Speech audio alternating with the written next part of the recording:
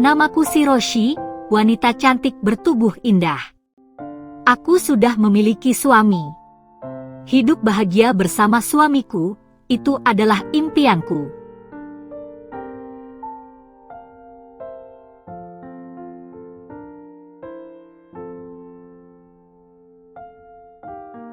Namun karena masalah ekonomi, aku dan suamiku akhirnya memilih untuk tinggal bersama di rumah mertuaku, yaitu Pak Jono. Tapi untungnya mertuaku menerima kami dengan senang hati di rumahnya. Walau aku harus membalas dengan cara yang tidak semestinya. Dan hal ini tidak diketahui oleh suamiku. Di suatu malam, suamiku dan mertuaku duduk bersama untuk minum-minum. Mereka sangat menikmati momen itu. Hingga di satu titik suamiku tak kuat lagi dan terkapar tidur di sofa.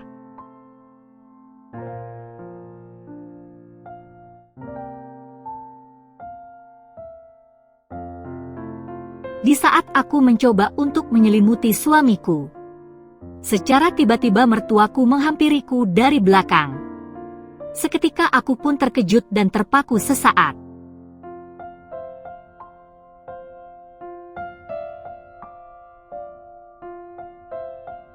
Tubuhku mulai gemetar. Perasaan takut mulai menghantuiku. Di satu sisi aku merasa kasihan. Namun hal itu tidak boleh terjadi. Aku sempat menolaknya. Namun mertuaku terus merengek dan memintaku untuk menemaninya. Aku diam sejenak. Seakan tidak percaya dengan apa yang terjadi saat itu. Aku tidak bisa melaporkan kejadian itu kepada suamiku. Karena jika aku melakukannya, di mana lagi kami harus tinggal? Sejak saat itulah, aku mulai gelisah. Perasaan takut terus menghantuiku. Namun aku berusaha untuk tenang. Dan seolah-olah tak pernah terjadi sesuatu pada diriku.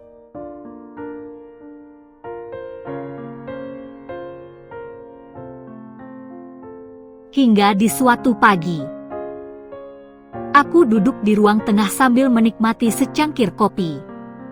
Kemudian mertuaku pun lewat. Kami sempat berbincang sebentar.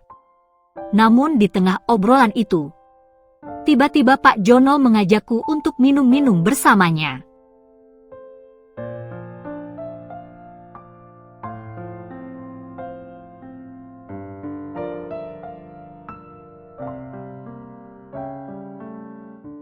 Mendengar hal itu aku pun merasa ragu. Apalagi mengingat kejadian tempo hari yang telah menimpaku. Namun lagi-lagi Pak Jono terus memaksaku. Sehingga aku pun menuruti keinginannya. Ketika asik minum-minum bersama, mertuaku menanyakan tentang hubungan kami. Bahwa, mengapa kami sampai saat ini belum juga memiliki buah hati. Namun di tengah obrolan itu, tiba-tiba saja mertuaku menyodorkan amplop yang berisi uang.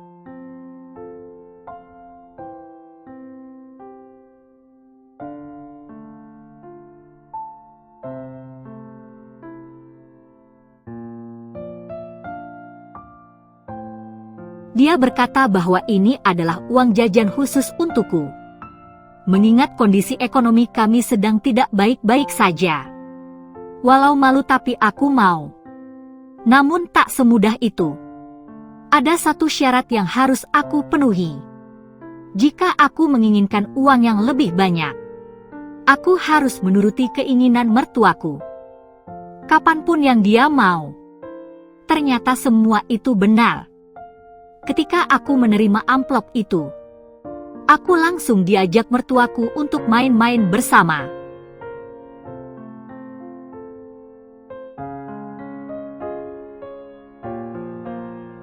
Sejak momen itu, aku pun merasa gelisah dan canggung. Begitu juga dengan mertuaku. Dia tampak diam dan fokus dengan makannya. Sesekali aku meliriknya. Namun suamiku tidak mengetahui apa yang telah terjadi. Seperti saat makan malam ini. Aku tampak aneh ketika berhadapan dengan mertuaku. Seakan semuanya sudah berubah. Namun di sisi lain, mertuaku memberikan tatapan penuh dengan makna.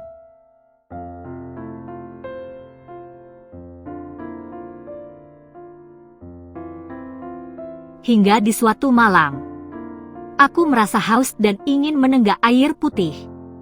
Aku pun pergi ke dapur.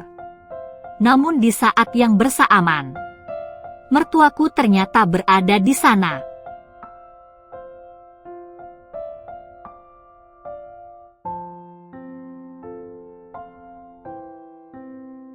Tentu hal itu membuatku terkejut. Aku diam sejenak. Apa yang ada di dalam pikirannya? Aku pun tak tahu. Namun secara tiba-tiba, mertuaku menagih janji yang sudah aku sepakati.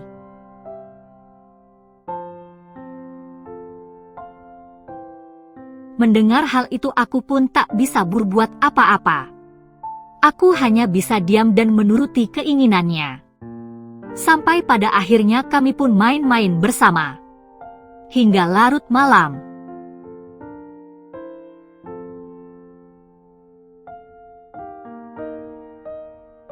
Dan parahnya setiap kali suamiku pergi, aku harus menepati janji kepada mertuaku. Semua sudah terlanjur. Apalagi itu semua rasanya enak. Karena hal itulah semua harus kutepati mau siang ataupun malam.